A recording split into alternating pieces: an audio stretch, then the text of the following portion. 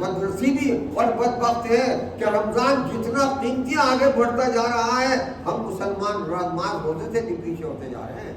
اعتکاف کو پوجا اور شب قدر پوجا اور جب دوزخ سے نجات کے پروانے حاصل لینا پوجا، ہم نماز روزے سے پیچھے ہٹتے چلے جا رہے ہیں۔ ہماری مسجدیں نمازوں سے خالی ہوتی جا رہی ہیں۔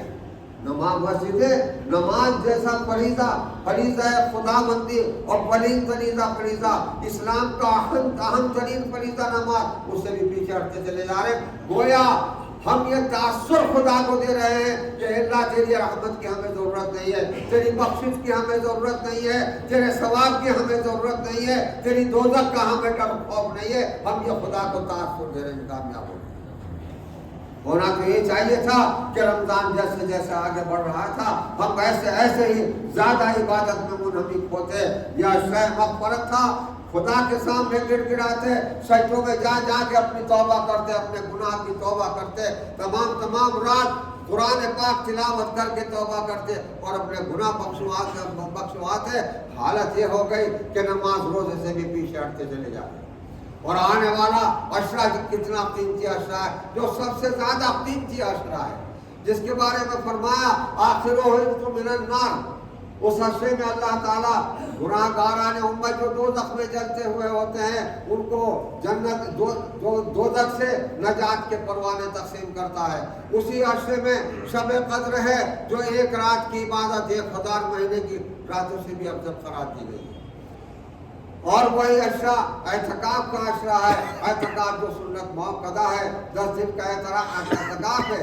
ہم تو 10 دن کا اعتکاف کرتے ہیں، ہمارے اوپر تو 10 دن کا اعتکاف سنت موقدہ قرار دیا گیا ہے کہ ہر مسجد میں کم سے کم ایک آدمی بیٹھے، ورنہ سب کو سارے اہل محلہ اہل مسجد گناہ گار ہوں گے۔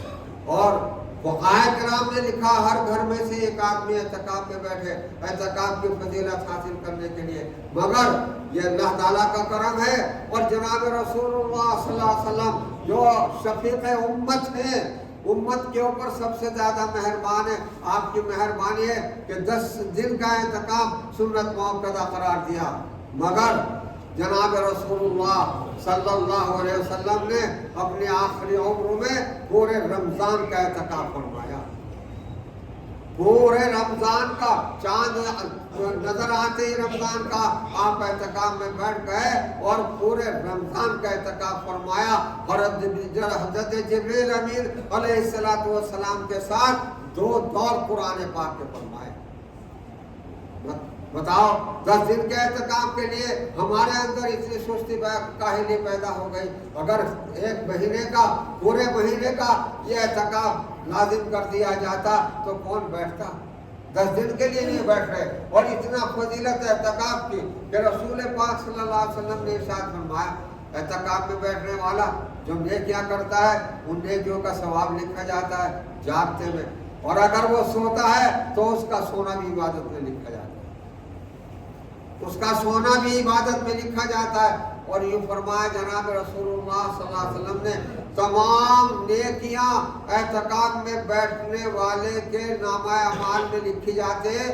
کامل الحسنات کلھا، روئے زمین پر جتنے لوگ نیکیاں کرنے والے ہوتے ہیں ان تمام لوگوں کی نیکیوں کے برابر اعتکاف میں بیٹھنے والے کے نامہ اعمال میں نیکیاں لکھی جاتی ہیں۔ کامل الحسنات کلھا یہ الفاظ ہے مخبر صادق پیغمبر اسلام جناب محمد رسول اللہ صلی اللہ علیہ وسلم۔ آج ہمارے دلوں میں اعتکاف کی وقت ہی نہیں ہے۔ کتنی زبردست عبادت ہے اعتکاف۔ اعتکاف کا مطلب یہ ہے کہ آدمی اپنے عزیز و اقارب کو چھوڑ کر، کاروبار کو چھوڑ کر اللہ کے دربار میں، اللہ کے گھر میں، یہ بیوت الرحمان ہے، یہ مسجد بیوت الرحمان اللہ کے گھر ہے، رحمان کے گھر ہے، اور وہ اللہ کے گھر میں آ کے پڑ جاتے ہیں، اللہ کے عشق میں ڈوب جاتے ہیں، اس کی عبادت میں مصروف ہو جاتے ہیں اور تمام دنیا سے تعلق توڑ کر کے آ جاتے ہیں۔ نہ بیوی بچوں سے تعلق رہتا، نہ کاروبار سے تعلق رہتا، نہ گھر سے تعلق رہتا، نہ دکان سے تعلق رہتا، سب سے تعلق توڑ کر وہ خدا سے تعلق جوڑ لیتے ہیں، مسجد میں آ کے پڑ جاتے ہیں اور عبادت میں مشغول ہو جاتے ہیں، تبھی تو انہیں اتنا بڑا ثواب دیا جاتا ہے۔ اللہ بھی تو جانتا ہے کہ یہ میرا بندہ میری خاطر سارے اپنے تعلقات توڑ کر کے میرے گھر میں آگے بڑھ گیا. یہ میری عشق اور محبت کی دلیل ہے. نہ بیوی بچوں کی اس کو اس نے پرواہ کی، نہ کاروبار کی پرواہ کی، نہ راحت و آرام کی پرواہ کی، اور یہ سب کچھ چھوڑ کر میرے دربار میں آ گیا ہے. اور خدا کی رحمت متوجہ نہ ہو کر کیا ہو. تبھی تو جناب رسول اللہ صلی اللہ علیہ وسلم نے بشارت دی.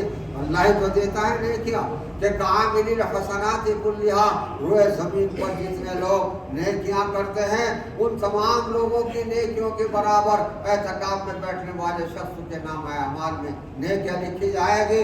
وہ جاگتے میں اگر نیکی کرتا ہے، نماز پڑھتا ہے، نوافل پڑھتا ہے، قرآن پاک تلاوت کرتا ہے، اس کا ثواب اس کے نام اعمال میں لکھا جاتا ہے.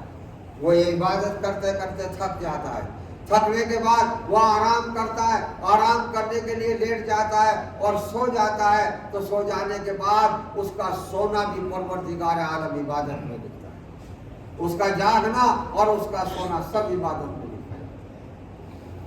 20ویں روزے کو عصر کی نماز کے بعد مغرب سے پہلے بیوت الرحمان میں معتکفین پہنچ جاتے ہیں. اور معتکفین اعتکاف میں بیٹھنے والوں کو اعتکاف میں پہنچ جانا چاہیے 20ویں روزے کو، اور پھر وہ 9 دن یا 10 دن کا اعتکاف ہوتا ہے.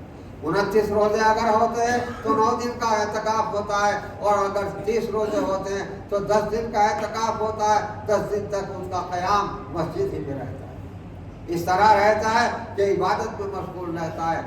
اور اعتکاف میں بیٹھنے والوں کو دنیاوی باتیں نہیں کرنی چاہیے، اور دنیا کے لوگوں سے مل جل کر کے ان کے ساتھ میں عام طور سے بات چیت کرنا، سب کچھ کرنا اس کے لیے منع ہوتا ہے. بس وہ اپنے لو اللہ سے لگائے، قرآن پاک تلاوت کرے، قرآن پاک پڑھے، نوافل نماز پڑھے، نوافل نماز، اور اللہ سے استغفار کرے، دعا کرے، اپنے گناہوں کی بخشش چاہے.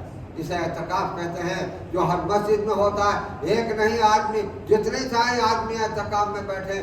ہمارے جو حضرات اولیاء کرام ہیں ان کی مسجدوں میں لوگ سینکڑوں ہزاروں کی تعداد میں جا کے اعتکاف میں بیٹھتے ہیں. ساری مسجد اعتکاف سے بھر جاتی ہیں.